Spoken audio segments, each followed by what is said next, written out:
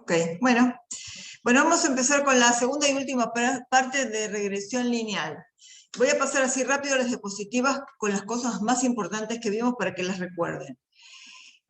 Habíamos visto cómo era una base de datos con datos experimentales para ajustar una recta. Básicamente la regresión lineal la usamos para ajustar una recta. Hay regresiones no lineales que ajustan otro tipo de cuestiones, pero a nosotros nos va a servir la lineal. Y dentro de ellas la lineal simple, donde una y depende de una x.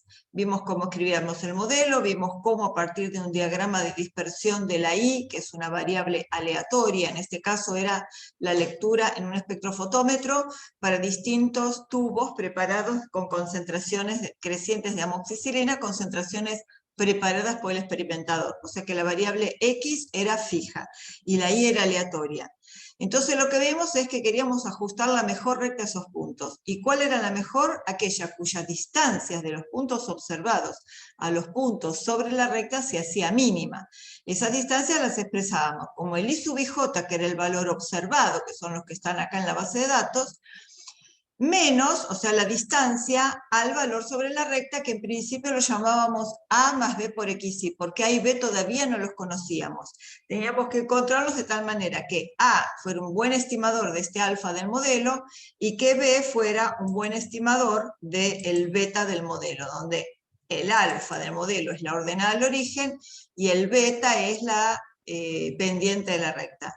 ¿Por qué expresábamos un error? Porque todos los I sub IJ no estaban sobre esta recta. Había una dispersión dada por esa variabilidad medida por el error. Por eso expresábamos que cada valor era igual a un valor sobre la recta, una recta teórica poblacional más un error. Y después vimos cómo hacíamos para encontrar los estimadores de este alfa y beta. Minimizábamos estas distancias de los I a la recta, hacíamos el mínimo. Y como hacíamos el mínimo y nuestras incógnitas eran A y B, derivábamos en función de A y de B y encontrábamos el valor que hacía mínima esa suma de cuadrados. Por eso lo llamábamos recta de cuadrados mínimos. En la fórmula para estimar el valor de la ordenada al origen, o sea, el beta sombrero, porque es estimado, era esta. Es lo que llamamos SXY sobre SXX. Y decíamos que como el SXX era una suma de cuadrados, el que le daba el signo a la pendiente era el SXY, que como no era suma de cuadrados, podía ser negativo.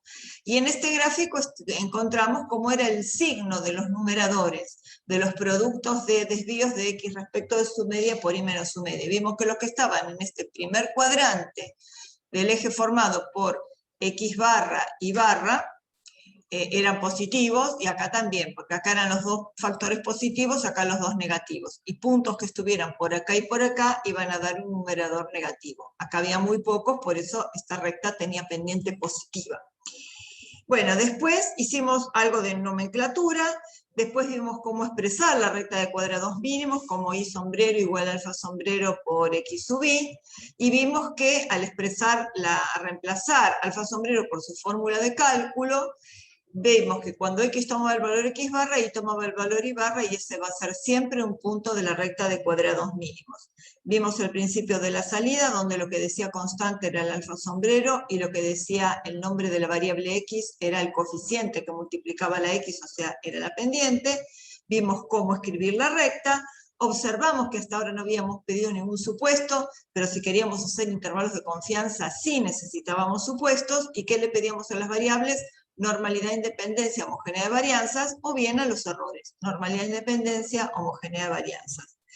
¿Qué significaba que todas eran normales? Que para cada X había una distribución de la variable Y que tenía distribución gaussiana. ¿Y quién estaba sobre la recta de ecuación alfa más beta por XY? Las mu sub I.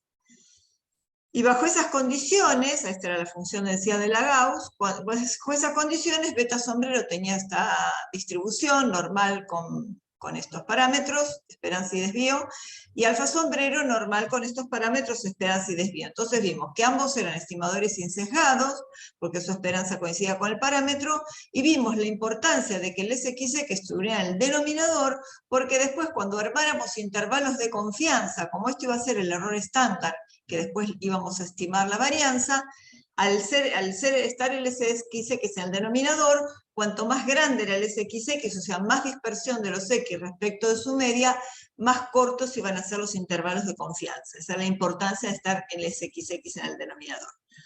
Y después vimos que si valía el modelo de regresión lineal, el valor predicho para I era un estimador insesgado de mu sub I, o sea que I sombrero era mu sub I sombrero. Y después vimos que como no conocíamos la varianza, la estimábamos con el cuadrado medio residual. Estas distancias ya la habíamos visto, era de los observados al valor sobre la recta. Eran los I sub IJ menos I sombrero. Y decíamos que este era un buen estimador de la varianza porque cuanto más cerquita estuvieran los puntos, estas sumas de cuadrados iban a ser muy chicas y cuanto más dispersos estuvieran, estas sumas de cuadrados iban a ser más grandes. O sea que esto nos medía la variabilidad de la I alrededor de la recta. Y después vimos que eran n-2 grados de libertad porque con n datos estimábamos a dos parámetros alfa y beta. Por eso el estimador de la varianza tenía n-2 grados de libertad. Y después vimos que si desarrollábamos este cuadrado, nos daba esto. El SII, que era la suma de los I respecto de su media elevado al cuadrado, el SXI, que ya lo vimos, y el SXX, que lo vimos. Este SXI sobre SXX es beta sombrero, y acá estaría multiplicado por un SXI más. Y después vimos la fórmula de intervalo de confianza. Estimador más menos valor de tabla, la T con n-2 grados de libertad, por el error estándar. En el lugar de sigma cuadrado ponemos el cuadrado medio residual, o sea, el sigma cuadrado sombrero. Y esta era una fórmula para el intervalo de confianza para el parámetro beta, y esta era la fórmula para el intervalo de confianza para el parámetro desconocido alfa. Y vimos que si seguíamos los pasos, estimación puntual, estimación por intervalo, test de hipótesis, una hipótesis que interesaba plantear era beta igual a 0 contra beta distinto de 0, porque si beta era 0, una recta pendiente 0 no nos sirve porque sería una constante. Entonces, si uno no puede rechazar la hipótesis nula, dice que la regresión no es significativa. Y si rechazamos la hipótesis nula, la regresión es significativa porque aceptamos que la pendiente es distinta de 0. Como siempre, con un error alfa de equivocarme, ¿no? Y después vimos que podíamos, para evaluar esa hipótesis, podíamos o plantear el estadístico T, el test T, beta sombrero menos el valor bajo la hipótesis nula sobre el error estándar de beta sombrero, que era una T con n-2 grados de libertad bajo H0. Vimos cómo calcularlo a mano, en función de pedir la suma de los X, la suma de los X cuadrados, etc. O sea, cómo calcularlo. Pregunten, si quieren me paran, es todo repaso. Si querían calcularlo con calculadora, y verificamos ese valor a partir de esta segunda parte de la salida, donde eran los estimadores, EE es el error estándar. Entonces fíjense que el denominador de beta sombrero es este error estándar, y el estadístico T es el que aparece acá como T, que como es muy grande, el p-valor es menor que un 10 milésimo, o sea que se rechaza la hipótesis nula de que beta es 0. Una forma de verlo. Otra forma es con el intervalo de confianza para beta, que también lo encontramos en la salida acá. Todo lo que se refiere a concentración de amoxicilina es todo lo que se refiere a la pendiente. Y fíjense que después de calcularlo a mano con todos los estadísticos que calculamos, ese intervalo de confianza para beta es el que aparece acá, intervalo del 95%. ¿Qué nos fijamos de este intervalo? Si incluye a este valor o no, en este caso el 0. El intervalo no incluye al 0, por lo tanto, rechazo la hipótesis de que beta pueda ser 0. Acuérdense el criterio de decisión teniendo un intervalo de confianza. Rechazo la hipótesis nula. O sea que la regresión desde acá y desde acá es significativa. O sea que es una recta que nos sirve. Otra cosa que no dije, pero bueno, ustedes se darán cuenta que si estos son los límites del intervalo de confianza para beta, si yo hago el promedio entre los dos extremos, obtengo beta sombrero, ¿no? Acuérdense cuando teníamos que queríamos verificar el valor de X barra, ¿qué hacíamos? Tomábamos los extremos del intervalo, sumábamos y dividíamos por 2, y ese era el punto medio del intervalo. Acá también, el punto medio de este intervalo es beta sombrero. Si hacen la cuenta, esto más esto dividido 2, les da el 2,08 de beta sombrero. Y lo mismo con el alfa, que es el renglón de arriba. Con respecto a alfa, dijimos que podíamos hacer cualquier test para evaluar cualquier valor de alfa, que en general el valor de alfa no tenía sentido físico en general, y ahí nos focalizamos en el renglón que se refería a la constante que era la ordenada al origen. Y vimos que esta recta que nos daba una ordenada al origen negativa si la extrapolábamos hacia el 0, si uno la forzaba a pasar por 0, destilándole la ordenada al origen en el infostat, entonces esta recta sí extrapolada llega hasta el 0, pero es una recta que no nos sirve para el rango observado. Entonces dijimos, no conviene simplificar el modelo sacándole el alfa del modelo, sino que conviene usar el modelo completo, aunque este dato no tenga sentido físico, porque no hay lecturas negativas en el aparato, por ejemplo. Pero sí es una recta de un buen ajuste en el rango observado. ¿Y qué observamos siempre? Que la recta se dibuja siempre dentro de los límites observados de la variable x. No tiene ningún sentido una extrapolación. Y después vimos otra forma de evaluar si la regresión es significativa usando una partición de la variación total para construir un análisis de varianza. ¿Qué hacíamos? La variación total, voy a agrandar más esto, la variación total era la distancia de los i sub ij a i barra punto punto, y acá sumábamos y restábamos el predicho del modelo de la regresión. Cuando hacíamos ANOVA sumábamos y restábamos el predicho, que era el i sub i punto barra. Acá el que sumamos y restamos es el i sombrero, que es el predicho por la regresión. Entonces, si sumamos y restamos, podemos ahora armar estas causas de variación y las analizamos. Esta ya la habíamos visto. La distancia entre los observados al predicho era el residual, eran los residuos. Y esta lo que observamos era que era la distancia del i sombrero, el valor sobre la recta, a la media de todos los valores de i. ¿Qué habíamos dicho? Estos segmentos rojos, que son las distancias entre los i sombrero y barra punto punto, van a ser más largos cuando la recta tenga mayor inclinación, mayor pendiente, y van a ser más chicos. Si ustedes se imaginan esa recta acostada sobre la i barra punto punto, estos segmentitos van a ser mucho más cortos. O sea que esto, cuando la convertimos en suma de cuadrados, va a ser la suma de cuadrados debida a la regresión. Entonces, total la particionamos en residual más regresión. Analizamos los grados de libertad. Total siempre son n-1 porque es el desvío de n datos respecto de una media general. La de los residuos ya lo vimos, era n-2 porque con la suma de cuadrados residual estimábamos la varianza y con n datos estimábamos dos parámetros, por eso es n-2. Y la debida a la regresión siempre es la cantidad de parámetros menos 1. Por eso acá en la regresión lineal siempre es 1, porque son 2 parámetros menos 1. Esto, como es n-2, sería un, digamos, n-k, n menos la cantidad de parámetros. Y este sería un k-1. Si hacemos n-k más k-1, queda n-1, que son estos grados de libertad. O sea que en la regresión lineal simple, el residual siempre van a ser n-2 por los dos parámetros, y la regresión siempre va a ser 1, porque son 2 parámetros menos 1, 1. Entonces vimos que la suma de cuadrados total era suma de cuadrados residual más suma de cuadrados de la regresión. Y vimos las fórmulas, y dijimos que esto era importante por algo que íbamos a ver después. ¿Cómo armábamos el estadístico de prueba? Cuadrado medio de la regresión sobre cuadrado medio residual. Cada cuadrado medio lo armamos con la suma de cuadrados dividido sus grados de libertad. La regresión dividido 1 y la residual dividido n-2. Y si la hipótesis nula era verdadera, este estadístico F tenía distribución de Fisher con un grado de libertad en el numerador y n-2 en el denominador. ¿Por qué? Porque la Fisher era una g cuadrado sobre sus grados de libertad dividido otra g cuadrado sobre sus grados de libertad. Cada suma de cuadrados podemos armar su g cuadrado, ¿no? Multiplicándola por los grados de libertad y dividiéndola por la varianza, como hicimos al principio en el ANOVA. Cuando rechazábamos, si este estadístico era mayor que f alfa, con un nivel de significación alfa, y los grados de libertad 1 y n-2. Y después lo que vimos de interesante era la equivalencia, que ya la habíamos visto, habíamos demostrado en su momento que la t con n grados de libertad al cuadrado en una f1n, lo probamos acá con el estadístico t para la pendiente, para la regresión, elevado al cuadrado. Si esta fórmula de estadístico elevamos al cuadrado, llegábamos a que esto era cuadrado medio de la regresión sobre cuadrado medio residual, que era justamente este estadístico F. Entonces, en toda salida de la regresión, cuando agarren este estadístico T y lo eleven al cuadrado, va a ser exactamente igual a este estadístico F. y este p-valor va a ser exactamente igual a este p-valor. Entonces acá tenemos tres formas de ver si la regresión es significativa.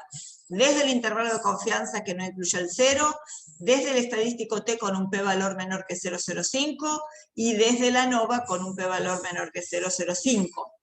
Acá hicimos, bueno, verificaciones. ¿Está bien? Con todo eso llegamos hasta acá. Y ahora, ¿alguna pregunta de lo que vimos hasta ahora? Es rápido lo que vimos toda la clase pasada. Ahora vamos a ver, vamos a seguir un poquito más.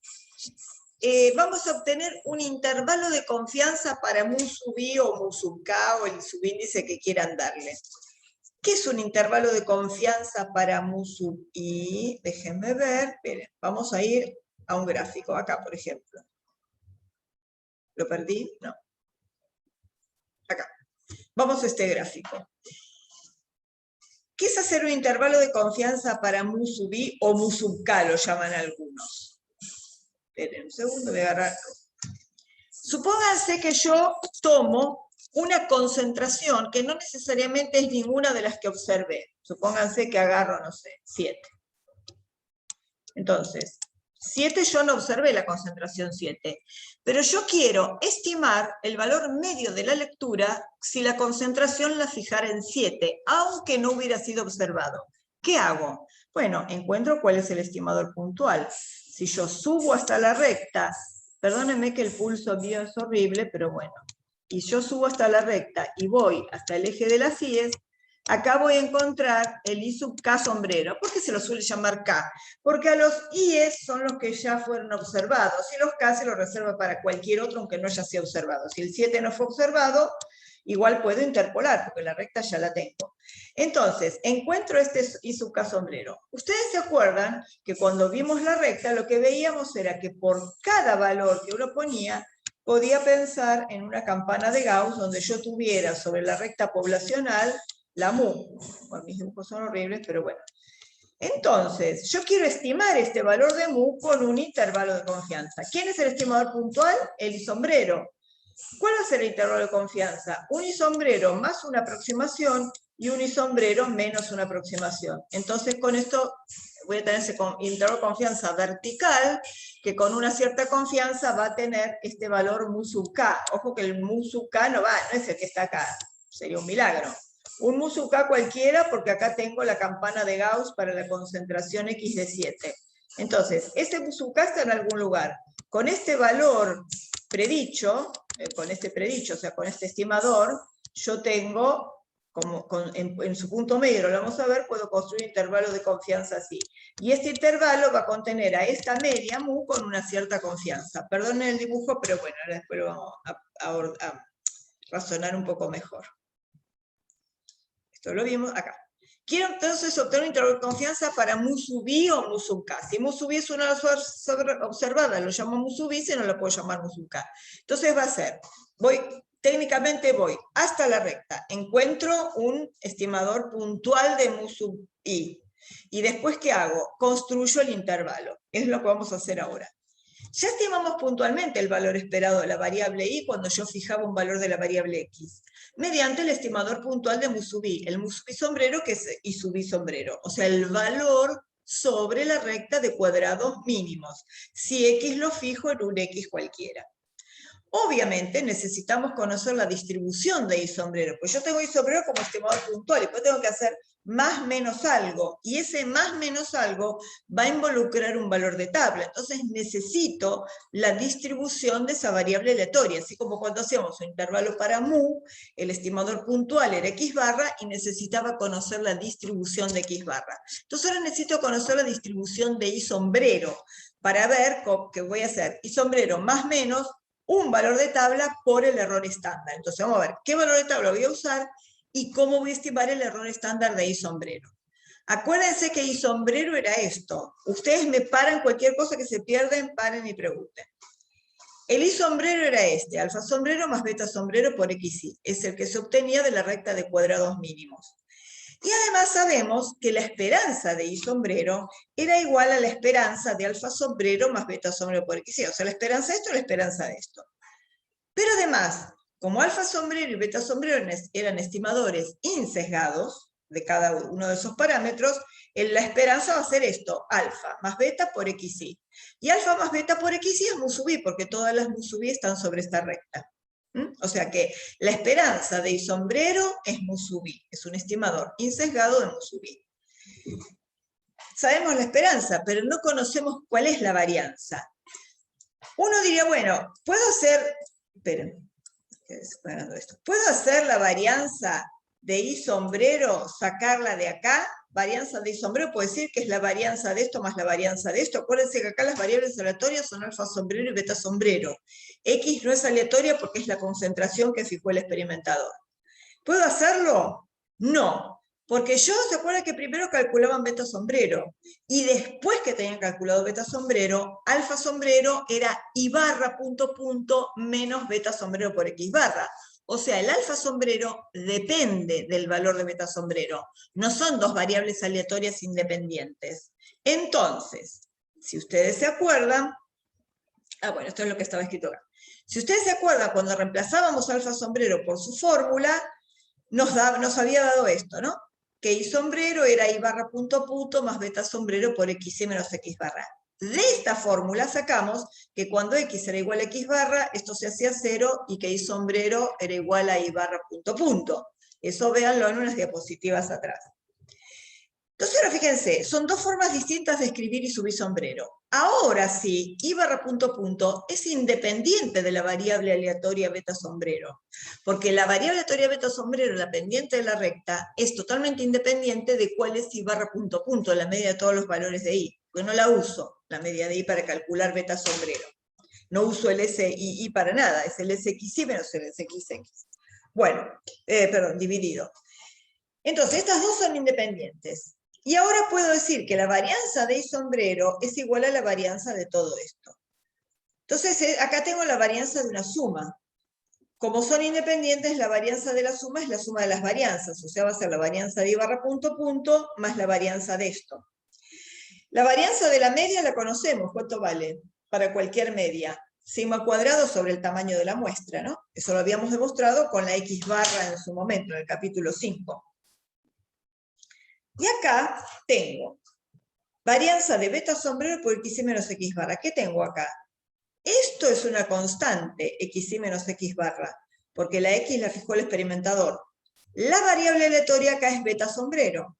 Entonces, varianza de C por variable es C al cuadrado por la varianza de la variable. Y la varianza de la B es sigma cuadrado sobre N. Y ahora, ¿cuál era la varianza de beta sombrero? No les puse el link a la diapositiva, pero acuérdense que habíamos visto que se cumplía toda la normalidad. Beta sombrero tenía distribución normal con esperanza beta y desvío raíz cuadrada de sigma cuadrado sobre el SXX. Entonces, la varianza de beta sombrero es sigma cuadrado sobre el SXX. ¿Y ahora qué tengo acá? Dos términos donde hay un factor común sigma cuadrado.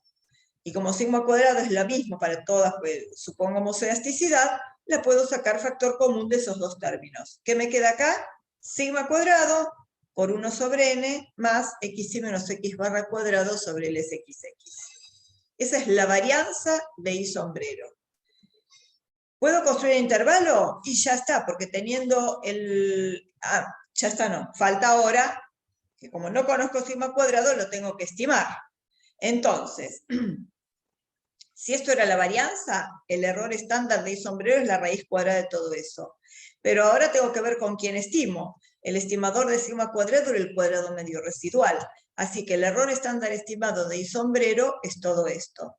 Y con esa fórmula ya puedo construir intervalo. ¿Por qué? Porque el cuadrado medio residual como reemplazante de la varianza, ¿a qué me lleva? A la distribución T con n-2 grados de libertad. Entonces, por eso decimos, dado un xk cualquiera, que no sea alguno de los xy observados, la fórmula del intervalo de confianza para la esperanza de I sub k sombrero es I sub k sombrero, estimador puntual, más menos, valor de tabla de la t, por supuesto, con los mismos grados de libertad del residual, por la raíz cuadrada del cuadrado medio residual, por 1 sobre n más xk menos x barra cuadrado sobre xx. Acá no importa que lo llamen xy, x sub k, x sub lo que quieran.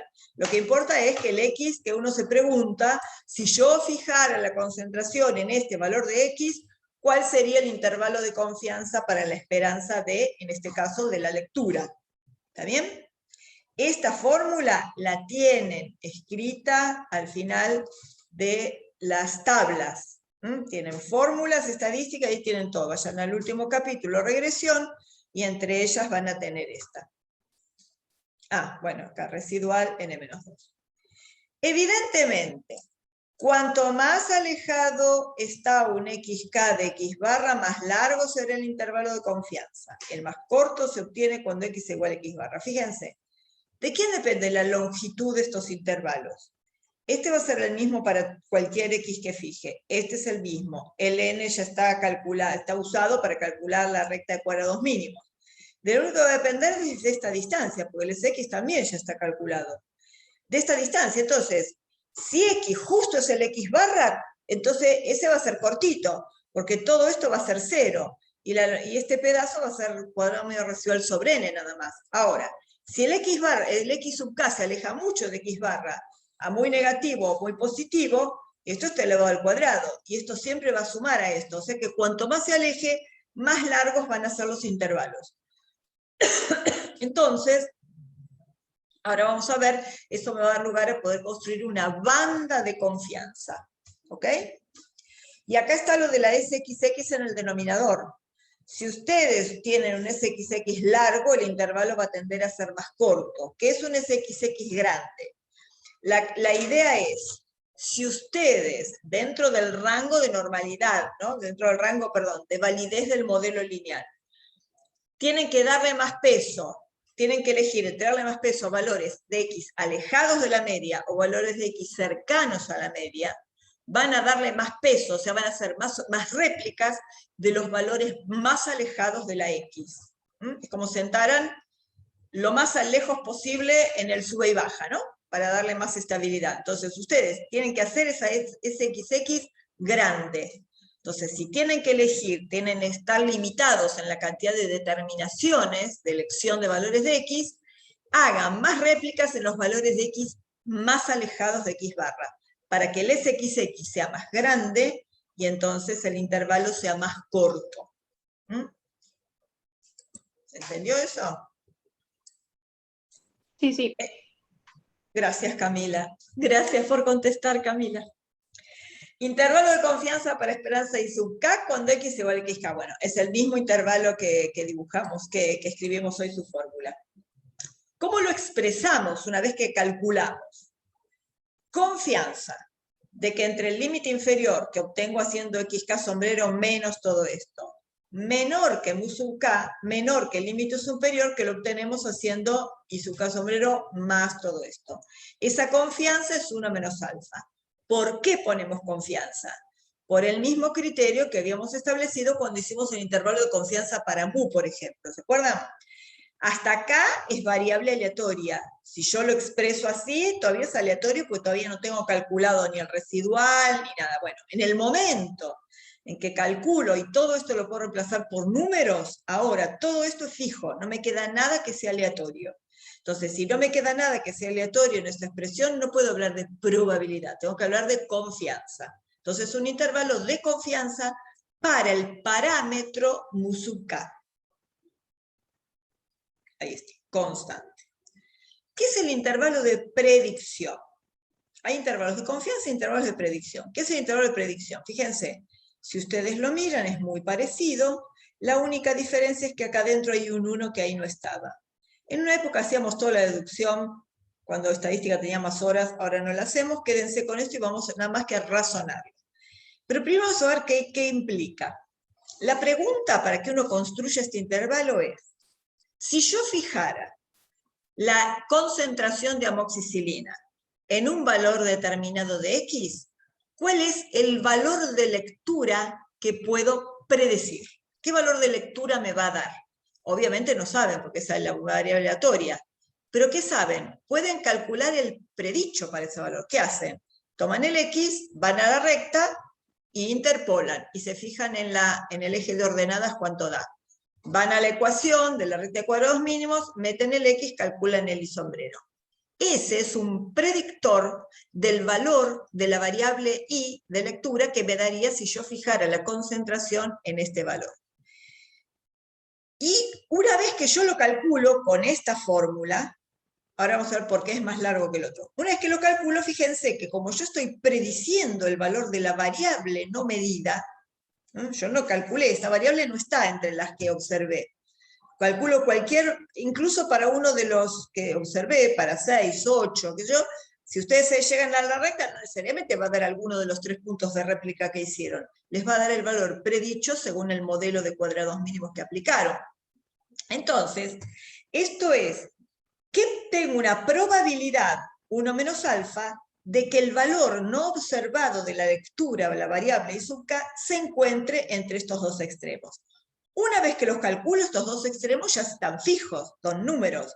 Pero acá todavía sigue habiendo algo que es aleatorio, que es esta variable aleatoria. Por eso este es un intervalo de probabilidad. Acá queda algo aleatorio, que es la variable. Acá no quedaba nada, no había nada aleatorio, porque esto era un parámetro constante desconocido. Entonces, fíjense, si yo sobre el gráfico, que eso lo vamos a hacer ahora, esto está hecho con el Infostat, esta es la recta de cuadrados mínimos que ya vimos, entre 4 y 12 de concentración, las bandas verdes son las bandas de confianza, son más cortas que las que están por afuera, que son las bandas de predicción. Esta tienen este 1 más adentro de la raíz, por eso son más largas, están por afuera. ¿Qué les iba a decir? Acá. Vamos a ver la explicación de por qué es más larga. Vamos a leerla juntos. El intervalo de predicción para la variable I aún no observada refleja, además de la variabilidad debida a que la recta estimada no representa exactamente la media verdadera de la variable de respuesta para ese X. ¿Por qué? Porque cuando yo interpolo acá, este valor predicho, este valor observado, el estimador de la media, este no es la media tiene una cierta dispersión de dónde está. Entonces esa dispersión, esa aproximación, me la da esta longitud de intervalo de confianza. Entonces toda esta banda me refleja esa imprecisión por el cual la media verdadera, o sea, las medias verdaderas sobre la recta pueden estar con una confianza 1 menos alfa dentro de esta banda verde, que es la banda de confianza. Ahora, además de esa, la variabilidad individual, o sea, esta banda refleja, además de esta, de la verde, de las medias alrededor de la recta muestral, refleja la variabilidad individual de la variable de respuesta alrededor de la media verdadera. Y por eso el intervalo es de mayor amplitud. O sea, además de la variabilidad de la media de respecto del valor verdadero, porque no encuentro el valor verdadero, encuentro una estimación, además de esa variabilidad tengo la variabilidad de la variable I alrededor de la media. Por eso tengo dos causas de variación que se juntan acá y hacen que este intervalo sea más largo. Este intervalo yo lo puedo achicar tanto como quiera aumentando el n, pero este intervalo, aunque yo aumente mucho el n, no se va a hacer mucho más corto porque siempre está atado a este 1, que me va a quedar acá ese cuadrado medio residual por 1, aunque esto se haga muy chico porque el denominador se haga muy grande. ¿Se entiende? Esto queda atado a eso. Fíjense, fuera de las bandas de confianza puede haber montones de puntos, y más puntos va a haber fuera de las bandas de confianza cuanto mayor sea el n, porque los intervalos estos van a ser más cortos. Por supuesto, además de que cuanto más chico sea el cuadrado medio residual. Pero, como este es un intervalo de confianza para probabilidad de la variable alrededor de un intervalo, fuera de esta banda, ¿qué esperaría obtener yo? No más de un 5% de las observaciones, si este intervalo es del 95% de probabilidad. ¿Está bien? No más del 5% de las observaciones. O sea, voy a tener muy pocas observaciones si es que hay fuera de esta banda de probabilidad, de la banda de predicción. Un dato. ¿Qué pasa si la banda de predicción llega a ser demasiado larga? Supónganse, vamos a volver al ejemplo fácil, esto una vez en un examen. En el examen siempre se aprende, y era una pregunta del examen. Entonces, cuando fui a preguntarle a la profe que tenía dudas con respecto a esto, me dice, mira, te voy a dar una interpretación más acabada todavía lo que puede ser de la información que te puede dar banda de predicción. Suponete que vos, ¿se acuerdan el ejemplo que dimos del peso al nacer del niño? Supónganse que yo estoy acá afuera, el peso al nacer en función de la edad de la madre. Entonces voy a poder estimar una recta, voy a calcular las bandas, etc. Supónganse que fijado un determinado valor, la banda de predicción, les voy a poner el ejemplo ese burdo que vimos la otra vez. La banda de predicción me da una estimación para determinada edad de la madre del peso al nacer de ese niño, vamos a poner el ejemplo bruto, entre 500 gramos y 6.000 gramos y 6 kilogramos, o 7, póngale, una cosa recontra amplia. ¿Qué puede estar indicando esa banda de predicción tremendamente ancha, larga, imprecisa, de tal manera que me da casi nada de información? Porque como dijimos otra vez, lo podría deducir yo de la simple lógica, no de un modelo. ¿Qué me podría estar indicando? Que a lo mejor a este modelo le faltaría alguna variable predictora más. O sea que a lo mejor el peso al nacer del bebé no depende solo, es lo más seguro, no depende solo de la edad de la madre. A lo mejor depende de el peso que tenía la madre cuando quedó embarazada, del historial de si tiene sí o no una variable categórica, es si tiene, no sé, menstruaciones regulares o no regulares, ¿qué más puede ser? Todo lo que ustedes se puedan imaginar.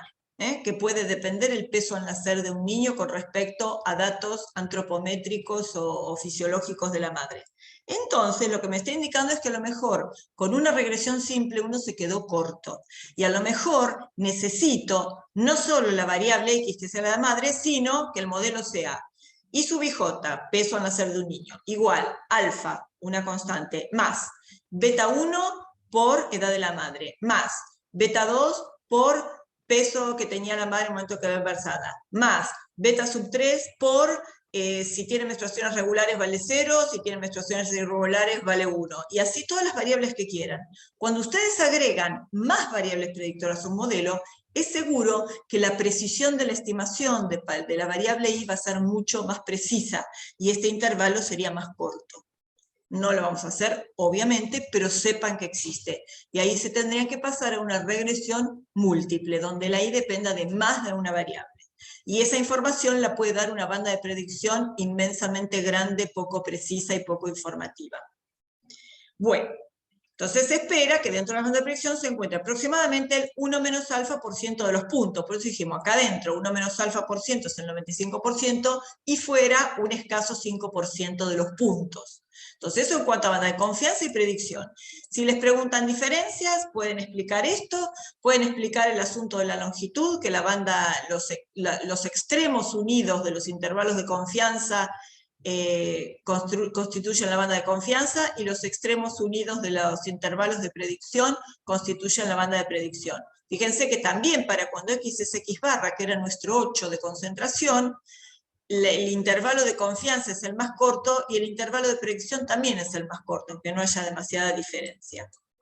¿De acuerdo? Bien. Vamos a ver algunas cositas más. Nos vamos a meter con el Infostat. Esta era la base de datos. Para obtener ustedes van a estadísticas, regresión lineal. En la variable dependiente ponen lectura, en la variable regresora la concentración de amoxicilina. Esta es la salida básica. No destilden ordenada al origen, porque obtienen esa recta de la parte derecha que no ajustaba bien. Esto es la salida básica, y para la regresión simple el único método son mínimos cuadrados. Acá. ¿Cómo obtienen esta salida? En la segunda solapa, que no la vimos, que dice diagnóstico, por defecto creo que viene el ajuste, nada más. Bueno, acá le agregamos que guarde. Por defecto acá no guarda nada. ¿Qué le dijimos que guarda? Cuando nos dice guardar, es algo que va a guardar acá en la base de datos. Y graficar serán gráficos. Ve que acá dice banda de confianza, banda de predicción. El ajuste es la recta. Banda de confianza por adentro, banda de predicción por afuera. Y el QQ-plot a ver qué tan normal puede ser la variable. Y este, que todavía no lo vimos, es el gráfico de residuos estudiantizados en función de los predichos. Es el mismo que vimos en ANOVA, visto acá para regresión. ¿Qué le pedimos que guarde acá? Predichos, o sea, el valor predicho de lectura. Fíjense que para las mismas concentraciones tienen, por supuesto, el mismo predicho. Este es el I sombrero cuando X vale 4, el Y sombrero cuando X vale 6, así sucesivamente. Le pedimos que guarde los residuos estudiantizados, estos. El residuo es el 6,15 menos 3,73.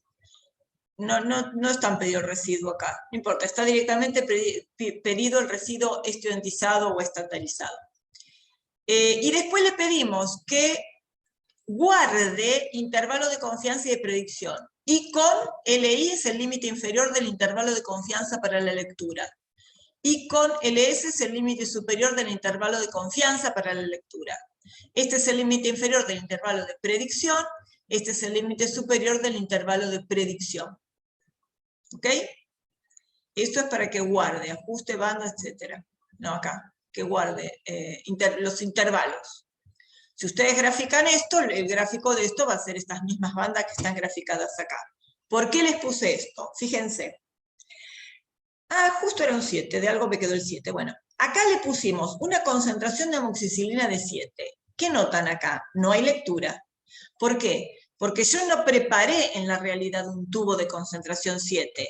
Lo pongo en la X para interpolar sobre la recta. ¿Qué voy a interpolar? El predicho, porque le dije que guarde acá los predichos, los extremos del intervalo de confianza, porque le pedí que guarde los extremos del intervalo de confianza al 95%, fíjense acá le pueden tocar, acá por defecto aparece 95, si quieren otra confianza se la ponen. Y los extremos de los intervalos de predicción, inferior y superior, estos. ¿Y dónde se los pedí? Acá, al tildar acá predicción, en guardar predicción. Además lo va a graficar. ¿Por qué no calculó residuo ni nada? Porque no hay lectura observada. Hay un predicho, pero no hay forma de hacer un observado menos esperado porque no hay observado. Ustedes le pueden poner todo lo que quieran de acá de la X que se los va a calcular, los predichos y los intervalos. Pero no residuos, obviamente, porque no hay ningún observado. Lo que no hace, lamentablemente, es la predicción inversa. Si ustedes le ponen un I, no les va a interpolar en la X. Así que eso, lamento decirles que no. No me olvidé que estaban las flechas. El residuo estudiantizado es este, el predicho es este, los intervalos de confianza, los intervalos de predicción. Observar que para que interpole no se colocó valor de I, pues no fue observado, bueno, lo que acabamos de decir recién. Se los muestro, ya que estamos, descarto, vamos al Infostat, y vamos a ver eso mismo, estadísticas. Regresión lineal. La variable dependiente es la lectura, la variable regresora es la concentración de amoxicilina. Esta es la salida básica, la dejamos, y el diagnóstico, la segunda solapa, ponemos, residuos que no habíamos pedido, predichos, intervalos de confianza, intervalos de predicción. Y creo que le hemos pedido sí los estudiantizados. ¿Qué más? Y acá. Que grafique las bandas de confianza, las bandas de predicción, y le pedimos un QQ-plot. Y este gráfico ya está por defecto, los residuos estudiantizados en función de los predichos. Le doy a aceptar. Bueno, acá tienen la recta ajustada, el predicho es la recta ajustada, los puntitos están en azul, nosotros es que lo habíamos puesto en rojo. Y acá la banda de confianza, ven, superior, 95%, banda de confianza inferior. A estos dos, para que dé verde, le puse botón derecho, conectores, color, creo que le había puesto, no me acuerdo cuál era. Este verde, listo. Esperen, queda finito, después lo arreglamos todo. Banda de predicción superior e inferior. ¿Qué color le hemos puesto? Rojo, creo que era. A los conectores, si le ponen el color acá, les va a colorear el punto. Quiero los conectores. Color, creo que le habíamos puesto rojo, me acuerdo, bueno. Y ahora, si las quiero más anchas, lo que voy a hacer es, pinto todo, y botón derecho, conectores, espesor, 4 puntos. Ahí está, banda de confianza, banda de predicción. Si quieren algún punto que lo marque mejor, le saco el título. Si quieren el punto que lo marque más grueso, le podemos poner acá, por ejemplo, el color ese verde, y se lo pongo más gruesito. Ven que ahí están los puntos, son los extremos del intervalo que va a colorear. Bueno, listo, con eso. Vamos acá. Esta salida ya la vimos, ¿no? Les da el n de 15, los estimadores, que ya los habíamos visto en las primeras diapositivas, el estadístico T con el p-valor, esto no le den bolilla porque eso se usa más para regresiones múltiples, y acá tienen este 8,32 al cuadrado, es este 6928, y este p-valor es exactamente el mismo que este p-valor. ¿Está bien? Y ahora vamos acá a la base de datos. ¡Ah, qué viva! Bueno, voy a repetir todo de nuevo. Me olvidé de ponerle acá, qué piola. Vamos a hacer que la concentración valga 7 y que la concentración valga, qué sé yo, 11. Me olvidé de ponerle para qué. Entonces vamos a hacer de nuevo. Estadísticas. Regresión lineal. Gráficos y eso, concentración. Acá en diagnóstico. Nada, vamos a poner guardar. Que guarde el predicho y que guarde los intervalos de confianza y de predicción. El ajuste nada, por ahora saquémoslo porque ya está. Ya lo tenemos. Aceptar. Y entonces acá ven que tienen. Para concentración 7, el intervalo, el predicho es 9,99. ¿A qué es igual este 9,99? Es igual a... Esperen, voy a resultados. Este 9,99 es igual a menos 4, pero voy a borrar esto acá, menos 4,6047 más 2,0847 multiplicado por 7, da el predicho de 9,99. Y si hacen menos 4,6047 más 2,0847 multiplicado por 11, da 18,33.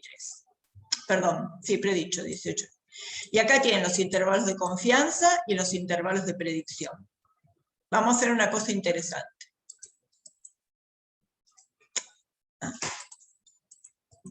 Bueno, vamos a verificar, que siempre viene bueno que verifiquen. Esperen que voy a agarrar un archivito de Excel, y vamos a verificar que este predicho es el punto medio del intervalo de confianza, y que es el punto medio del intervalo de predicción. Vamos a agarrar, igual, paréntesis, 8,3648, 8,3648, más 11,6112, cierro paréntesis, lo divido por 2, 9,988, ¿ok? De la misma manera, voy a aumentarle los decimales acá, y perdí el Excel, acá está. Vamos a hacer igual, esperen un cachito, voy a bajar esto. ¿Cuál era el que daba el predicho de 9,99? Este. Voy a agarrar el promedio de los extremos del intervalo de predicción, igual, 3,8427 más 16,1333 dividido 2. ¿Ok? Por supuesto, este que era el predicho es el punto medio, tanto en el intervalo de confianza como en el intervalo de predicción. Acuérdense que cuando tienen distribuciones simétricas, el estimador puntual es el punto medio del intervalo, porque ustedes decían, y sombrero más menos todo ese choclo, pero en el medio quedaba el sombrero. Se hace lo mismo con el otro, queda igual. Bueno, vamos a mirar un poco lo de los supuestos. Después miramos el gráfico. Vamos a mirarlo acá en la diapo. Acá. Hasta ahora usamos el modelo lineal suponiendo que era válido, pero uno tendría que preguntarse, ¿es razonablemente adecuado ajustar un modelo lineal a datos experimentales? Una de las formas de responderlo es mediante el análisis de los residuos. Si el modelo lineal es válido, los residuos deben ser una distribución normal. Acuérdense que los residuos son los estimadores del error L y J. El residuo es el estimador de ese error. Si a los errores le pedíamos distribución normal, 0 sigma, independientes, los residuos no deberían apartarse mucho de una distribución normal 0 sigma. En el gráfico de residuos deberían estar distribuidos sin tendencia al azar alrededor del 0. Y los residuos estandarizados deberían permanecer entre menos 3 y 3 desvíos, no más allá de menos 3 y 3, pues ya hace un outlier demasiado grave. Y en el gráfico de probabilidad normal, los puntos deben estar aproximadamente sobre la recta. ¿Qué es el gráfico de probabilidad normal? El QQ-plot. Este es el QQ-plot. ¿Ve qué son los residuos estudiantizados? Si quieren, los residuos crudos lo hacen igual. Entonces van a gráficos, QQ-plot, ponen residuos estudiantizados. Que lo podemos hacer nosotros ya lo salvamos en la base de datos. Por eso cuando larguen la regresión, salven ahí los residuos y los estudiantizados, etc. Cuando salvó los residuos estudiantizados, pueden meterlos en el QQ-plot. Cuantiles observados versus cuantiles esperados bajo lo normal, y los puntos van y vienen de la recta igual a X razonablemente. Y si hacen el Shapiro-Wilks, que era la normal, evaluaba como hipótesis nula que estos residuos eran una distribución normal, y como alternativa que se apartaban de la normal, uno esperaba un p-valor grande. Bueno, dio más o menos razonable 0,13. Si hubiera sido 0,20 mejor, y si hubiera sido 0,90 mejor. Pero bueno, con 0,13 razonablemente podemos aceptar que siga una distribución normal. Y el gráfico de los residuos es este, residuos estudiantizados en función de los predichos. Fíjense que están distribuidos aleatoriamente alrededor del 0 y que la distribución es al azar. No hay estructura. Les pongo un ejemplito donde hay estructura. Esto es al azar, no hay ninguna estructura. No aumentan, no se agrandan, no disminuyen, no hay ninguna forma de nada. Son caóticos, al azar alrededor del 0. Esto da una buena distribución, y eso aparte nos habla también de homogeneidad de varianzas, porque no es que acá tenemos todos los puntitos ahí cerquita unos de otros y después se agrandan. Da una buena dispersión bastante homogénea.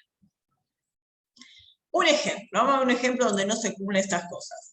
Un problema de degradación de adrenalina por tejido hepático. La base de datos ustedes la tienen, se llama adrenalina, se la subí en el campus. ¿Quién es cada I sub IJ? Es la adrenalina de la j-ésima muestra en un tiempo XY. ¿Qué es esto? El tejido hepático metaboliza la adrenalina, la hormona adrenalina. Entonces, si ustedes colocan una determinada concentración de adrenalina en tejido hepático, las células del tejido hepático la van degradando, ¿no? La metabolizan, la pasan a otro metabolito y va disminuyendo. De hecho, a medida que aumenta el tiempo, ustedes ven que la concentración de adrenalina va disminuyendo. No es en la misma muestra de tejido, ¿no? Ustedes lo que hacen es, tienen a lo mejor distintas muestras de tejido, le ponen la misma concentración de adrenalina y después, a tiempo 6 toman 3 porciones, a tiempo 18 toman otras 3 porciones y así sucesivamente, y le miden la concentración de adrenalina. Y vemos cómo decrece en función del tiempo. Pero miren el decrecimiento de la adrenalina, ¿ven? 30, 28, 17, en el segundo momento a los 18 minutos, perdón, 15, no, está bien, este es un 18. A los 18 minutos tenemos 8, 8 y 10, y así sucesivamente. Ven que la degradación, más que lineal, parece ser una exponencial. ¿Qué dijimos la otra vez? A cualquier nube de puntos se le puede ajustar una recta, y la recta la grafico estrictamente entre el 6 y el 54. Yo no me avivé, tendría que haberles aumentado la cantidad de tics para que se mostraran estos números, pero bueno, no importa. Ven que la gráfica estrictamente en el rango de valores observados. Evidentemente que el modelo lineal acá no es adecuado. Miren los residuos. Esto se llama estructura de los residuos. Ven que los residuos, acá tenemos, claro, ojo, acá está al revés, porque acá está, al estar en función de los predichos, los que tienen los predichos más bajos son los que tienen los tiempos más altos. O sea que estos tres son ¿no? Porque tienen el predicho más bajito. ¿Se ve? Muy cerca del 0. Son los residuos estudiantizados igual. Después van bajando y después suben. Van bajando y después suben. Estos tres son estos tres residuos estudiantizados acá. Estos tienen 2 por arriba y 1 por debajo del 0. Acá tenemos los 3 por debajo del 0, son estos 3 residuos estudiantizados. Acá tenemos todo por debajo del 0, son estos 2. Acá más o menos están cruzando el 0 y estos están todos por arriba. Esto no es una distribución al azar de los residuos. Acá hay estructura. O sea que esta recta no es una recta promedio de los valores observados. ¿Y qué pasó? Uno dice, bueno, Esta es una ecuación exponencial seguramente, ¿no? Entonces la exponencial se linealiza con el logaritmo. No les puse eso. Puse la ecuación, me parece. Bueno, no importa, se las escribo acá. ¿Por qué la exponencial se linealiza con el logaritmo? No sé si se acuerdan. La exponencial la puedo escribir como I, o I sub j, como quieran. I es igual a K por A elevado a la X. Esto es una exponencial. Entonces, si ustedes toman logaritmos a la I, o I sub j, como quieren llamarlo, va a ser igual. ¿Se acuerdan? Propiedad de logaritmos. El logaritmo del producto es la suma. Esto es logaritmo de K más el logaritmo de la potencia es el exponente por el logaritmo de la base, más X por el logaritmo de A. Y si ustedes representan este en el eje de las ordenadas en función de X en el eje de las abscisas, esto es la ordenada del origen alfa, y esto es la pendiente beta. Entonces, si ustedes representan el logaritmo de y en función de la x, les queda la ecuación de una recta. Ahí era una recta decreciente, ¿no? Por eso el a era menor que 1. Si el a es menor que 1, el logaritmo de a es negativo, por eso tenía una recta de pendiente negativa. ¿Se entendió esto último? ¿Se acuerdan la exponencial decreciente? El a nunca valía 0, nunca valía 1. Podía ser mayor que 1 o menor que 1. Si es mayor que 1, la exponencial es decreciente. De hecho, si el a es mayor que 1, el logaritmo de un número mayor que 1 es positivo y es pendiente positiva. Y si a es menor que 1, el logaritmo de un número menor que 1 es negativo y va a ser una recta de pendiente negativa. Entonces, si tomo logaritmos, si la variable y es logaritmo de adrenalina de la j-ésima muestra en el tiempo xy, con las fórmulas, ustedes se acuerdan, datos fórmulas, pasan la variable y, la adrenalina, y le toman el logaritmo y le salva los logaritmos. ¿Cuál es la precaución que hay que tener cuando uno hace una transformación, sobre todo por logaritmos? No existe el logaritmo, un número negativo, ni de un 0. Si ustedes acá tuvieran un valor 0 observado de la lectura del aparato, les va a perder el dato si toman el logaritmo. Si el logaritmo de 1 va a dar 0, pero no existe el logaritmo de un número del 0 o de negativo. Entonces, ¿qué hacen en ese caso? En ese caso, antes de tomar logaritmo, habría que sumarles a todos los valores una constante, para evitar los ceros o si existe algún negativo. Bueno, tenemos el logaritmo. Ahora esto es el logaritmo de la adrenalina en función de del tiempo en minutos, de x en minutos. ¿Ven que ahora es decreciente y ahora esto es una recta promedio más decente de lo que podía ser esto? ¿Y qué pasó con los residuos? Ahora sí, los residuos estudiantizados del logaritmo en función de los predichos están más o menos aleatoriamente y sin estructura. No es lo mismo que esto. Hay por arriba y por debajo en todos los tiempos. Entonces, acá sí sirve ajustar un modelo lineal, pero a la variable con logaritmos. Por eso siempre que tengan alguna cosa, algún modelo o experimento para ajustar una recta, siempre antes de hacer el ajuste, antes de meterse, de zambullirse en el Infostat, hagan un diagrama de dispersión para observar lo que pasa. ¿Sí? Bueno. Vamos a abandonar por un ratito la regresión, tal como la planteamos. ¿Sí? ¿Alguna pregunta, duda de quedó de regresión? Bueno, ahora traten de hacer problemas de la guía. No, por ahora no, profe. Buenísimo, gracias Camila. Vayan haciendo algunos problemas de la guía para ver si se sienten cómodos con las fórmulas, si las entienden. No van a necesitar acordarse fórmulas de memoria, pero sí entender un poco qué información da cada fórmula, etc. Bueno, vamos a irnos por un poquito, pero no del todo, porque está relacionado también. Vamos a ver ahora correlación entre dos variables aleatorias. Acuérdense que nosotros lo que vimos hasta ahora, lo que llamábamos modelo 1, donde la X la fijaba el experimentador, la Y era aleatoria, ahora vamos a ver las dos aleatorias. Para definir correlación vamos a suponer este modelo 2 donde la X y la Y son dos variables aleatorias que se miden sobre la misma unidad experimental. Caso típico, peso y altura sobre un mismo individuo y uno quiere ver si están asociados.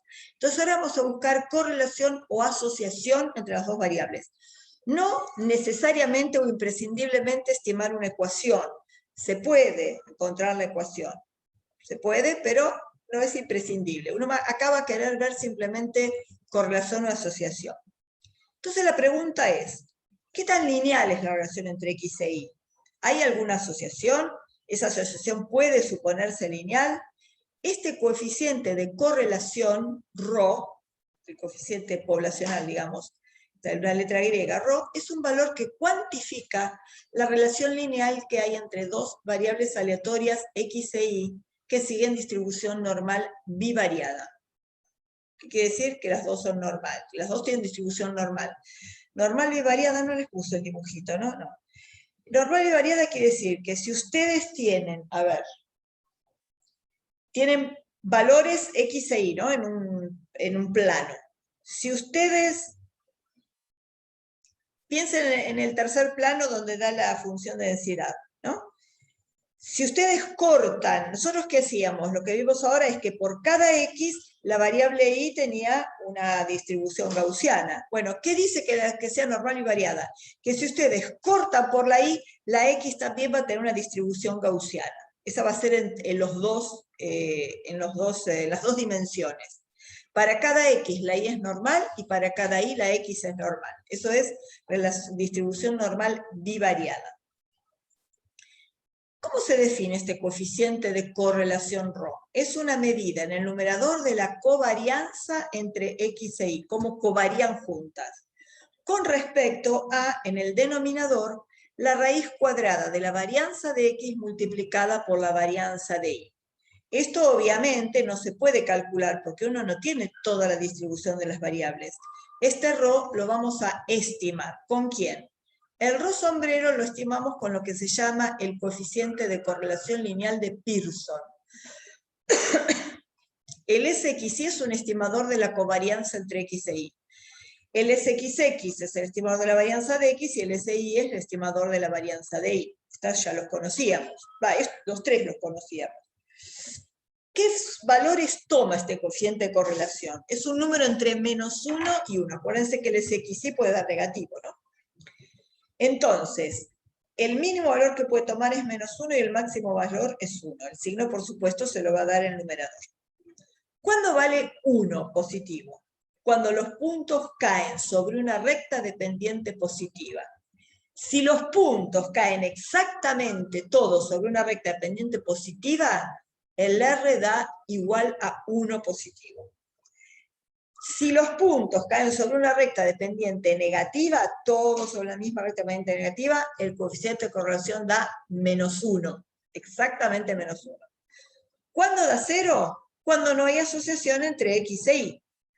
¿Se acuerdan? El grafiquito no era este mismo, pero este es un gráfico de altura en función de la edad, en 408 individuos. ¿Qué hicimos acá? El mismo calculito que hicimos antes. Calculamos la media de la altura, la media de Y, y cruzamos una línea por Y barra punto punto, a la altura de 1,75. Calculamos la media de las 408 edades, y nos dio 38,54, y en el eje X cruzamos una línea de corte en 38,54. Es lo mismo que hicimos cuando empezamos a ver la pendiente de la recta. ¿Qué hacemos acá? Trasladamos el origen de coordenadas a SX barra Y barra. ¿Y qué hacíamos acá? Fíjense.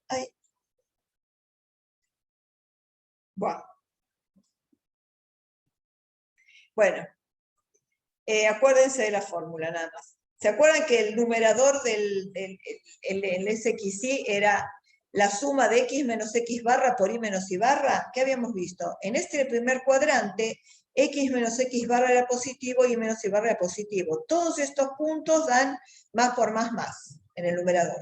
El denominador siempre es positivo. Todos estos puntos es menos por menos. Menos por menos es más. Todos estos dan numerador positivo. Y estos puntos dan numerador negativo. El SXY es negativo en estos puntos, ¿no? La suma de...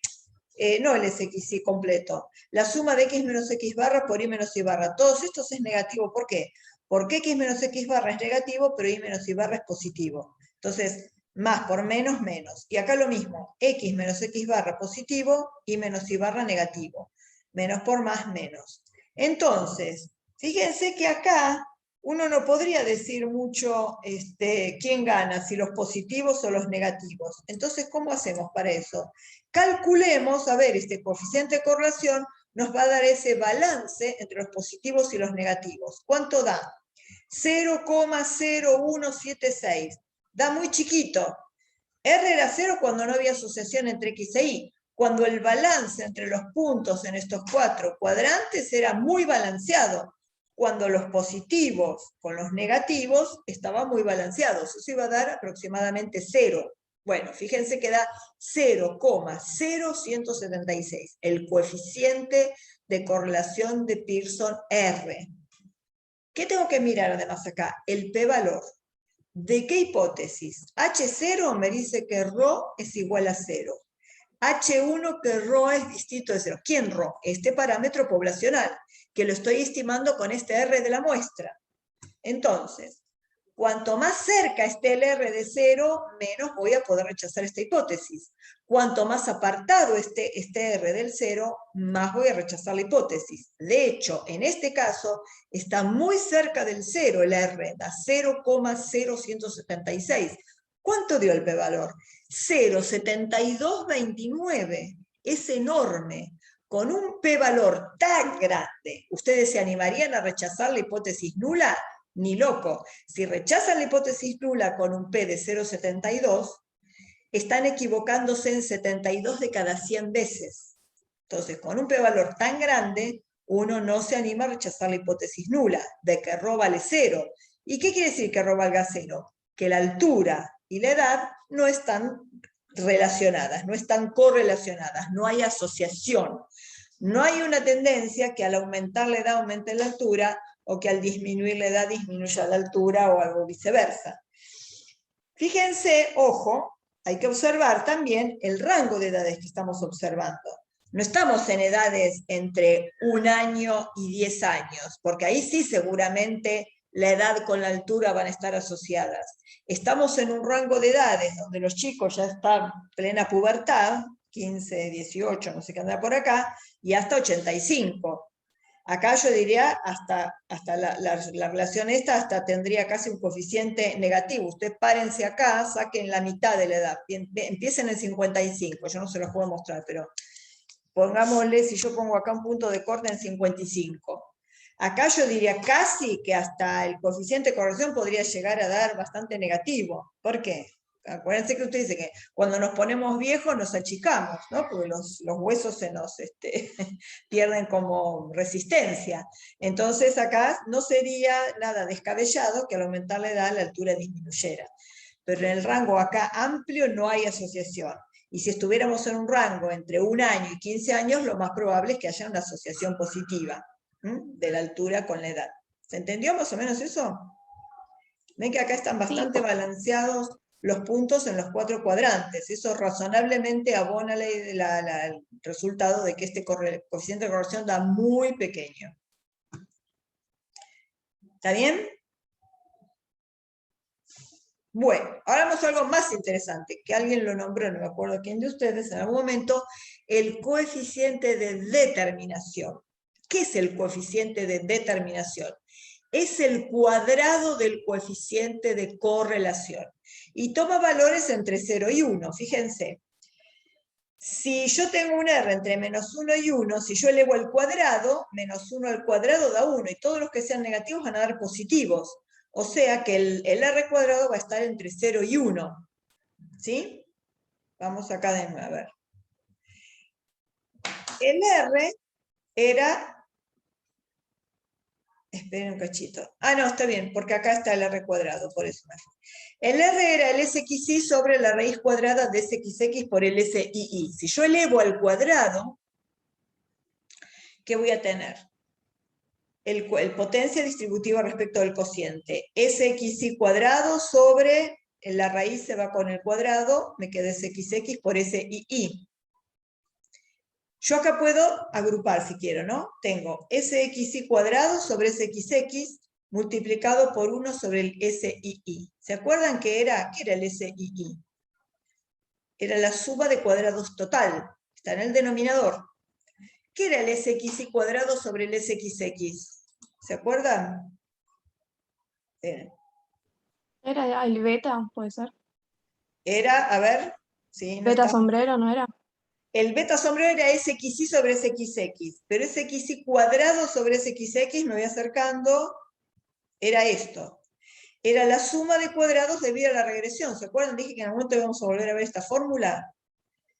El SXY cuadrado sobre el SXX es la suma de cuadrados debido a la regresión. Entonces, ustedes acuérdense, total era la variación total. La particionábamos en residual y regresión. Y ahora estamos haciendo esto, la suma de cuadrados de la regresión, dividido esto, el SII. ¿Qué estamos calculando? Un porcentaje, una proporción de cuánto de este total se debe a este término, al de la regresión. Cuanto más alto sea eso, más se va a deber a la regresión y menos al residual. Me olvidé de hacer, tendría que haber hecho un link entre diapositivas para no hacer todo esto ahora. 1000 perdones. Me tengo que acordar de que lo tengo que hacer. ¿Está bien? Esto es la suma de cuadrados de la regresión dividido la suma de cuadrados total. Y la suma de cuadrados total era residual más regresión. Quiere decir que esto es una parte de esto. Es una proporción. Esto va a dar un número menor que 1.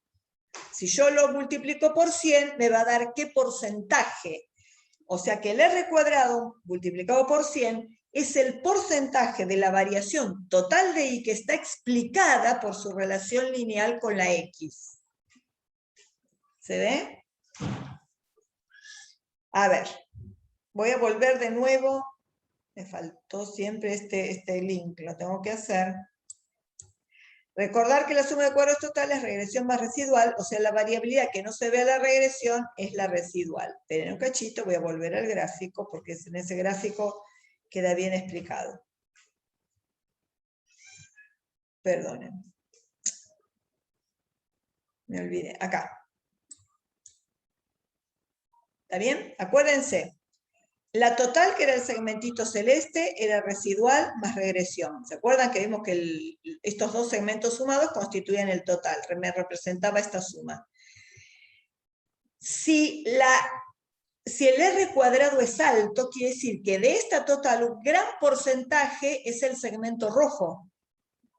O sea que la variación total está más explicada por la regresión que por los desvíos de los puntitos negros alrededor del de la recta, del puntito rojo. Fíjense una cosa, ¿qué pasa si el R cuadrado da muy chico?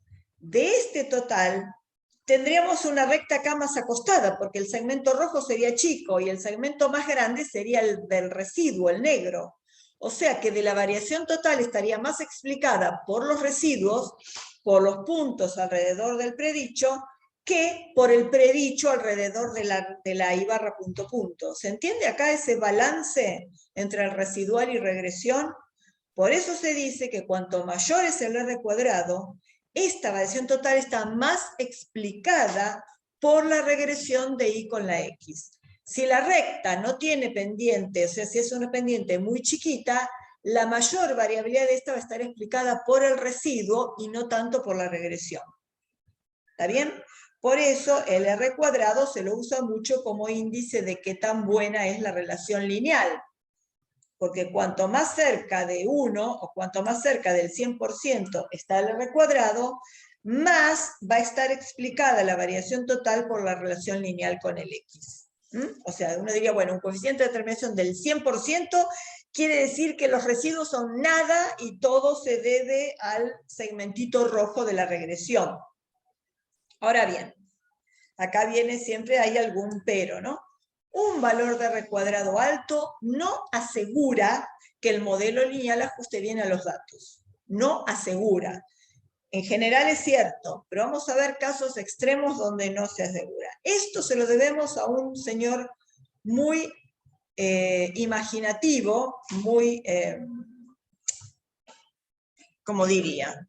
Bueno, muy ingenioso, que inventó una serie de datos donde justamente esto no se cumple. Este señor en 1973 inventó estos datos, los desarrolló y ahora los vamos a analizar. Si ustedes ponen cuarteto de Anscombe en el Google, les va a dar un cuarteto de cámara, la mayor parte de las salidas, pero busquen que uno de ellos son estos datos. Igual yo les subí los datos, en un Excel tienen todos los ejemplos que vamos a ver ahora. Son 4 series de datos, a los que se les ajusta un modelo lineal. Recordar que a cualquier nube de puntos se les puede ajustar la ecuación de una recta, o el método de cuadrados mínimos. Dan las mismas ecuaciones de la recta. Idénticos valores altos de R cuadrado ajustado, iguales S residuales, y sin embargo vamos a ver lo que pasa. El R cuadrado ajustado, ahora se los voy a mostrar, ahí por ahí aparecía el R cuadrado ajustado. El R cuadrado ajustado, si ustedes quieren ver cuánto explica la relación lineal de Y con X, eso lo explica el R cuadrado. ¿Cuándo se usa el R cuadrado ajustado? En regresión lineal prácticamente no se usa. Se usa mucho en la múltiple. ¿Por qué? Cuando ustedes le van agregando variables predictoras al modelo, como las que dijimos hoy, peso de la madre, etcétera, varias cosas, el R cuadrado va aumentando. A medida que aumentan varias predictoras va aumentando. Pero no necesariamente el buen ajuste. Ese buen ajuste, o sea, cuanto más parámetros tenga el modelo, más grande el R cuadrado. ¿Cómo se independiza uno de que la explicación sea alta por la relación en sí y no porque le agregué más variables al modelo, más parámetros? Con el R cuadrado ajustado. El R cuadrado ajustado tiene una fórmula que independiza de la cantidad de parámetros, de la cantidad de variables predictoras. Acá da todo muy parecido, pero lo vamos a ver. Ejemplo 1, relación lineal entre X e Y. Van a decir, ¿y cómo sabemos? Bueno, por eso es tan importante hacer un análisis exploratorio y el diagrama de dispersión. Estos son datos a los cuales una recta les ajusta bastante bien. Si uno se imagina los residuos, ¿cómo nos imaginamos los residuos? Si esa recta la acostamos, los puntos que están por arriba van a tener residuos positivos, los que están por abajo van a tener residuos negativos, y están distribuidos aleatoriamente los residuos alrededor del cero. ¿Quién tiene residuo cero? Cualquier punto que esté sobre la recta tendrá observado igual esperado.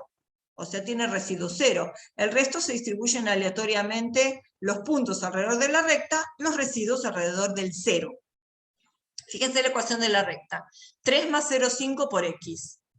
Si metemos X e Y y le hacemos regresión lineal, nos da esta recta ajustada. Estadísticas de la regresión. El R da 0,816. El R cuadrado da más chico, obviamente. Para un número menor que 1 elevado al cuadrado, el R cuadrado da más chico, ¿no?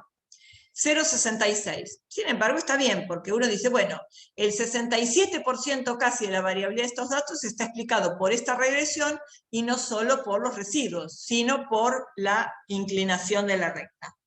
R cuadrado ajustado 0,629, siempre también da un poco más chico. El error típico es la raíz cuadrada del cuadrado medio residual, porque el residual es un estimador de la varianza, la estimación del error es la raíz cuadrada. O sea, la raíz cuadrada del cuadrado medio residual es lo que se llama error típico. Y son 11 puntos, como dice. ¿Qué pasa si hacemos los gráficos, el gráfico de residuos? Se distribuyen aleatoriamente alrededor del cero sin estructura, ¿ven? Este que está ahora sobre la recta está casi sobre el cero. Este un poquito por arriba, este un poquito por abajo. Y si ustedes observan, es como la recta acostada y los puntos distribuidos alrededor de la recta, o sea, los residuos alrededor del cero. ¿Qué más vamos a ver acá? El QQ-plot. Cuantiles observados, o sea, los residuos estudiantizados de la Y en función de los esperados bajo la normal. Está bien, son bastante normales, no tengo el p-valor de Shapiro, pero van y vienen por la recta igual a X. Vamos a ver otro ejemplo. X e Y. Miren la recta de regresión. A cualquier nube de puntos les puedo ajustar una recta entre los valores observados. La recta, miren, 3 más 0,5 por X, tiene prácticamente la misma ecuación que la otra. Pero miren cómo son los puntos, esto es prácticamente una parábola, es una relación no lineal entre X e Y. Miren las estadísticas de la regresión, voy y vengo, 0,816, 0,816, 0,667, 0,667, 0,629, 1,237, 11 observaciones. Si ustedes se basan en R cuadrado, van a decir, sí, es una recta porque el 66% está explicado por la regresión de Y con X, y nada que ver con una recta. Miren los residuos, esto sí es tener estructura de residuos. Es prácticamente la parábola, ¿ven? Los residuos alrededor del cero. con estructura, sugiere una relación cuadrática. O sea, cuando ustedes tienen algo, aunque si no quieren hacer el gráfico, no importa, miran los residuos. Ahí el residuo ya les sugiere que ahí hay una asociación, pero que es cuadrática más que lineal. Y el cucuplot da una cosa rara, tampoco del cucuplot saquen demasiado, pero bueno, si tenemos un largo tramo que está por encima de la recta, y por abajo acá y por abajo acá. También tiene cierta estructura, no es que va y viene por la recta igual a X. Relación no lineal. Otra serie. X e Y, miren el gráfico. Una recta perfecta y un outlier por allá. Ecuación. 3 más 0,5 por X. La misma ecuación. Hay un dato anómalo, un outlier. O sea, la recta esta no es un buen ajuste. Miren las estadísticas. Voy y vengo a la original, 0,816, 0,667, 0,629, 1,227, 11. Lo mismo. Miren los residuos. Son una línea, pero uno de los residuos le pide que estén distribuidos aleatoriamente alrededor del cero, sin estructura, en forma caótica alrededor del cero. Esto nos da una buena estructura de residuos. O sea, esta relación, digamos, es lineal, pero hay que analizar qué pasó con ese outlier. O sea, no dejarse engañar por las estadísticas y por un R cuadrado alto. Miren el cucuplot, también prácticamente expresa esto, ¿no? Último caso. Bueno, acá ya llama la atención esto, ¿no? Tenemos, esto ya directamente no es función, ¿no? Hay un montón ¿cómo es? De valores, hay un montón de valores de y para este valor de x, y sí, no sé por qué dije que no era función. Y un dato por allá. Este dato, o sea, si este dato no existiera, esto sería ¿cómo es? Una ecuación de la forma x igual a 8, ¿no? Bueno, existe ese dato. Ahora, ¿qué está indicando esto? Estos datos se llaman, para si alguna vez les toca, se llaman datos palanca. Si este dato no existiera, la relación sería totalmente distinta, sería una recta vertical. Existe este dato. ¿Qué son los datos palanca? Son los datos que están lejos del promedio de las X. El promedio de todas las X es 8 acá, ¿no? Y este dato está lejos del promedio, es un dato palanca. ¿Por qué palanca? Porque tracciona hacia sí la recta. Si este no estuviera, la recta sería esta. Este único dato hizo que la recta tuviera esta ecuación. 3 más 0,5 por XY, la misma que habíamos visto antes. Si miran la recta, o sea, un ejemplo con un punto extremo. Si miran la ecuación de las estadísticas, las mismas del original. Gráfico de los residuos, obviamente que esto no es una distribución aleatoria sin estructura. Bueno, o sea, no hay mucho para decir porque son horribles, digamos. Observemos que el único punto determinado de la ecuación, acá les puse, se llama punto palanca, están lejos de la media de los X. Y el cucuplot tampoco dice demasiado, así que tampoco tomen ninguna decisión en función del cucuplot. Bueno, y listo. Bueno, con esto terminamos regresión y correlación. A ver, déjenme ver, esperen. Voy a buscar, no les puse ningún ejercicio para correlación. Esperen un cachito, voy a parar un poquito acá.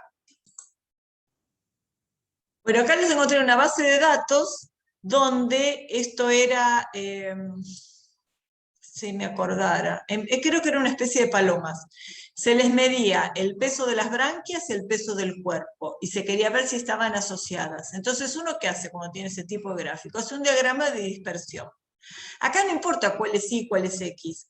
Si ustedes, por ejemplo, quisieran deducir el peso de las branquias en función del peso corporal, pondrían las branquias como Y y el peso corporal como la X, ¿no? Si quisieran encontrar una ecuación. Ahora vamos a nada más que el diagrama de dispersión. Bueno, entonces, ¿qué vemos? Relación lineal podría llegar a pensarse en una relación lineal, pero digamos, uno ve asociación y hay una asociación bastante, me parece esto. Hay una asociación bastante respetable, ¿no? ¿Cómo hacemos para ver esa asociación? Podríamos hacer primero una estadística, unas medidas de resumen, ¿no? De las dos variables, y calcular, por ejemplo, la media, nada más. Así hacemos el eje S. 184 para el peso de las branquias, 12,09 para el peso corporal. Vamos a tener la mano. Entonces, vamos a hacer así. El peso corporal era la X. Entonces, en el eje X vamos a ponerle el 12,09, ¿no? En línea de corte, 12,09, que es la media. Enter. Y en el eje Y, que es el peso de las branquias, vamos a ponerle la media, 184,73 en línea de corte, 184,73, enter. Entonces, acá tenemos, fíjense, este es el que nos determina X barra y barra, ¿no? Fíjense, ¿cuántos?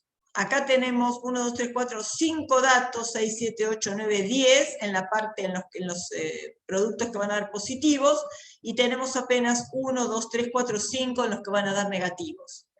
Del balance entre esos puntos en esos 4 nuevos cuadrantes, depende de cuánto dé el coeficiente de correlación. Obviamente que este coeficiente va a dar positivo. Después tenemos que ver si da significativo o no. ¿Dónde tenemos eso? En estadísticas. Análisis de correlación, coeficientes de correlación. Peso branquias, peso corporal. El que aparece por defecto se llama Pearson. Hay otro que se llama Spearman, que es no paramétrico. Lo que hace es esta misma fórmula, pero sobre los rangos. Los datos los rankea de menor a mayor. Y después arma los pares con los rangos. No lo vamos a hacer, no importa, pero bueno. Vamos a ver en forma de lista, formato compacto para verlo mejor. Y bueno, bien. Efectivamente lo que esperábamos era que el coeficiente de correlación diera positivo, 0,8265, y que el p-valor fuera muy pequeño. O sea, esto lo veíamos como una asociación bastante pronunciada, ¿no? De hecho, el coeficiente dio 0,82 y dio un p-valor muy pequeño, menor que un 10 milésimo. Y si elevamos el coeficiente, no sé por qué ahí no da el r cuadrado, pero bueno, vamos a calcular el r cuadrado. Vamos a abrir el Excel. Igual 0,8265, 0,8265 al G sombrerito al cuadrado. 0,6831. El coeficiente de correlación da 0,6831. ¿Qué quiere decir? Que el 68,31% de la variabilidad de estos datos está explicada por la regresión de Y con X. Por la regresión de Y con X. Si yo quisiera encontrar la recta que ajustara estos datos, ahí sí me tengo que ir a regresión lineal. Si quiero predecir el peso de las branquias en función del peso corporal, ¿por qué elegí así? Porque el peso corporal yo puedo meter la paloma en una balanza, pero si quiero el peso de las branquias tengo que matar a la paloma, sacar las branquias, hacer una cirugía mayor y pesar las branquias. Entonces lo que me puede interesar más, si me interesa de algún tipo, es poder predecir el peso de la branquia en función del peso corporal. Tendría solo que pesarla y aplicar la ecuación, si me sirviera. Entonces vamos a ver si me sirve. Hacemos la salida básica, diagnóstico. Bueno, ya tenemos el de estudiantizados versus predichos, ya está. Si quieren, graficamos bandas de confianza y bandas de predicción. Y hagamos un QQplot ya que estamos. Aceptar. Bueno, acá tenemos. Estos son los puntos. La recta estimada, la recta de cuadrados mínimos, las bandas de confianza y las bandas de predicción. Ven que fuera de las bandas de confianza hay muchos datos, pero fuera de las bandas de predicción prácticamente ninguno. Vamos a ver las... Claro, para el R cuadrado ajustado, para el R cuadrado, el 0,6831, acá les da el R cuadrado, la salida de la regresión. Si tienen el programa, largan la regresión para tener el R cuadrado. ¿Cómo sería la ecuación? Si yo quisiera predecir el peso de las branquias en función del peso corporal, ¿qué tendría que hacer? peso de las branquias sombrero sería igual a 25,9053 más 13,1321 por el valor del peso corporal. Y eso me daría un peso estimado de las branquias. Bueno, acá tenemos el error estándar, que es la raíz cuadrada del cuadrado medio residual sobre el SXX. Así que si en algún momento les interesara el SXX, se puede sacar de esta fórmula, ¿no? Se puede despejar de acá, porque el cuadrado medio residual es este. Analicemos los grados de libertad. Bueno, tenemos los mismos que en nuestra curva de calibración. 15 datos, 15 pesos, 15 palomas pesadas. Grados de libertad de la suma de cuadrados total, 14, porque es n-1. Grados de libertad de la regresión, miro solo el segundo renglón, acuérdense que el primero acá es igual al segundo. Este es el de la regresión, 1 grado de libertad. 2 parámetros de la recta de cuadrados mínimos, menos 1, 1. Y 13 grados de libertad para el residual, el error es el residual, porque es n-2. 15 menos 2, 13. Y este es el cuadrado medio residual. Límites del intervalo de confianza para beta, 7,77, 18,4. Se rechaza la hipótesis nula de que beta es 0 porque el intervalo de confianza no contiene al 0. ¿Y qué pasa si yo les hubiera preguntado? ¿Es razonable la hipótesis de que el aumento de peso medio de las branquias es igual a 20 por cada gramo de aumento del peso corporal? Si ustedes plantean la hipótesis de que el aumento medio, que el incremento en el peso de las branquias es 20 en relación al peso corporal, ¿qué me dirían? O sea, una hipótesis Creo que no, Bien, a ver por qué. porque no está en el intervalo de confianza. Perfecto, Camila, muy bien. H0, beta igual a 20, H1, beta distinto de 20. ¿Dónde tiene que mirar? Acá. Este es un intervalo de confianza para beta. ¿Es razonable pensar que por cada delta X, aumento en el peso corporal en 1 gramo, aumenta en 20 gramos el peso de las branquias? El intervalo de confianza no contiene el 20, se rechaza H0 con un nivel de significación del 5%. Exacto, niña, muy bien. ¿Es significativa la regresión? Sí. El intervalo no contiene el 0, el estadístico es grande con un p-valor pequeño, y si lo miro de la ANOVA, 5,2942 al cuadrado, igual 2942 al G sombrerito al cuadrado, 28,0285, 28. Este t elevado al cuadrado es esta f, y el p-valor es exactamente el mismo, un 10 milésimo, un 10 milésimo. O sea, se rechaza la hipótesis de que beta es igual a 0. O sea, la regresión es significativa. El peso de las branquias aumenta en una relación aproximadamente lineal con respecto al peso corporal. No nos fijamos déjenme ver, gráficos acá. Este es el cuboplot. ¿Le pedí el gráfico? Sí, acá está, peso de las branquias. Este es los residuos estudiantizados del peso de las branquias en función de los predichos. A ver, déjenme buscar. ¿Dónde tengo? Herramientas gráficas, acá, está oculto. Herramientas gráficas, voy a agrandar el tamaño de los puntos. Y le voy a sacar el título. Ahí está. Estos son residuos alrededor del 0, distribuidos aleatoriamente y sin estructura. ¿Y para qué me vine acá? No me acuerdo. Bueno, nada, para ver si era razonable un modelo lineal, ¿no?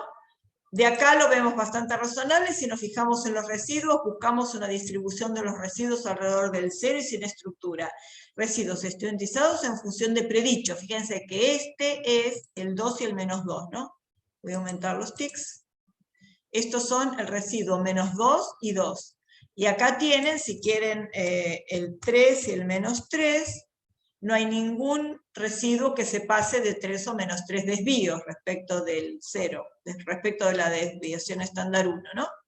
Y distribuidos aleatoriamente y sin estructura. O sea que ajustar un modelo lineal acá tiene bastante sentido, desde el punto de vista de los residuos y del ajuste. O sea que tiene sentido predecir el peso de las branquias de las palomas en función del peso corporal total. Bueno, chiquitos, regresión creo que ya está, la vimos bastante. La clase que viene, el martes que viene, que es nuestra última clase, ahí vamos a ver, lo tienen en el campus, tienen una cosa que se llama salidas de Infostat. Hay 3 archivitos en PDF de salidas, de test de hipótesis, de análisis de varianza y de regresión. Nosotros más o menos vinimos viendo salidas del Infostat, así que ustedes más o menos las han visto. Pero eso les va a servir siempre para los exámenes. A veces vieron que en los exámenes le damos alguna captura de pantalla así de alguna salida y ustedes tienen que interpretarla. Así que vamos a ver algunos problemitas para ayudarnos más a interpretar esas salidas. Y eso el martes que viene, si Dios quiere. Así que bueno, es nuestra última clase, así que eso no nos va a llevar las 2 horas, nos va a llevar menos. Así que si tienen algún problema con algún ejercicio de la guía o alguno de los, pensé que después de eso ya tienen el regulatorio y el parcial, o algún ejercicio, algún examen del campus, aprovechen para bajar que tienen algunos problemas, vayan mirándolo, y si tienen alguna duda, el martes los podemos ver cuando terminemos lo de las salidas. ¿Está bien? Bueno, ahora les voy a grabar esto y se lo subo. Sí, se lo subo al campus. Decime, Camila. No, que está bien. Bueno, bueno, ahora después cuando lo termino de grabar se lo subo al YouTube y les mando el link. Bueno, que tengan linda semana, chicos. Pásenla lindo y descansen y estudien. Besitos. Chao, gracias. Chao. Profe. Chao, suerte. Chao, gracias. Gracias a ustedes por estar.